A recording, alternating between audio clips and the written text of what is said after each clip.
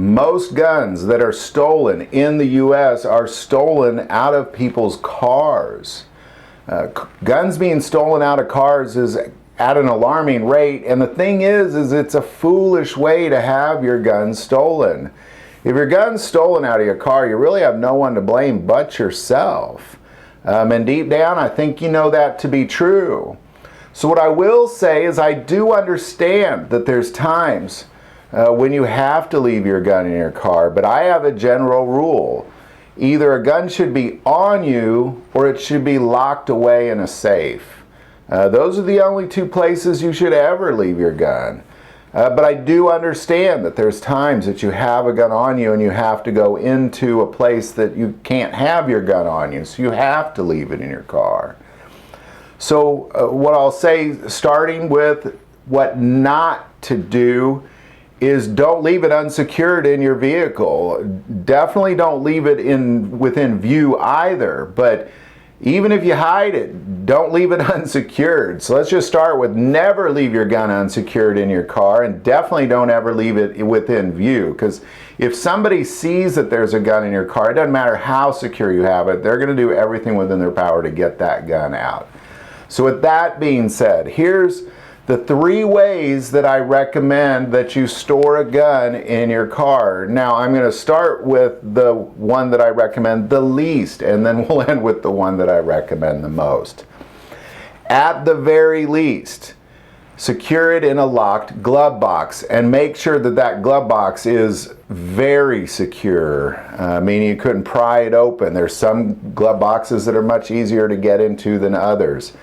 But at the very least, lock it in the glove box, at the very least. That way, at least it's not within view. And it is locked and secured. So not only will somebody have to break into your car, but then they're going to have to break into your glove box as well. And again, I recommend this the least. But if you're in a position where you can't put it anywhere else, because I drive a truck, I don't have a trunk. So that would be, it would have to go in there, unless I do some of these other options we're about to talk about. All right, number 2, locked away in an electronically disconnected trunk. Now what I mean by that is you have electronically disconnected all access to that trunk, meaning you can't push a button from inside the car and open it. The only way to get it open is with a physical key. It's a great way to really secure anything, to be quite honest. I've always liked the idea of just electronically disconnecting that trunk. Because, again, even if they broke your window and got into your car, there's no way that they can get into your trunk. So I definitely recommend, if you're going to leave it in your trunk, that you will have that trunk electronically disconnected. You can take it to your mechanic and have it done. It's not really that big of a deal. Police cars do that all the time. If you go and you buy a used police car, its trunk is going to be electronically disconnected.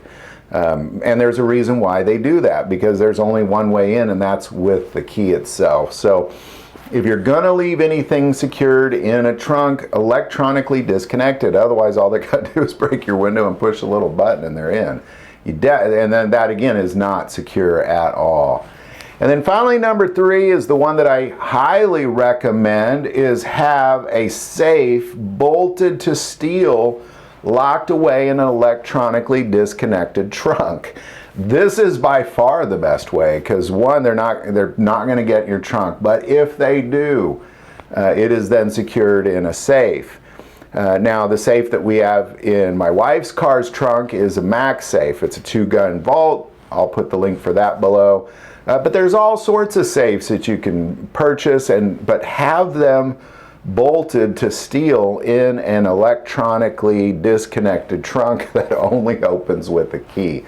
If you're doing that, I don't know how somebody's going to steal a gun from you. Or, I guess in the end, if somebody really wants something, they'll probably get it. But my goodness, they're going to have to work really hard, really hard, if it's locked away in an electronically disconnected trunk and it's within a safe that is bolted to steel.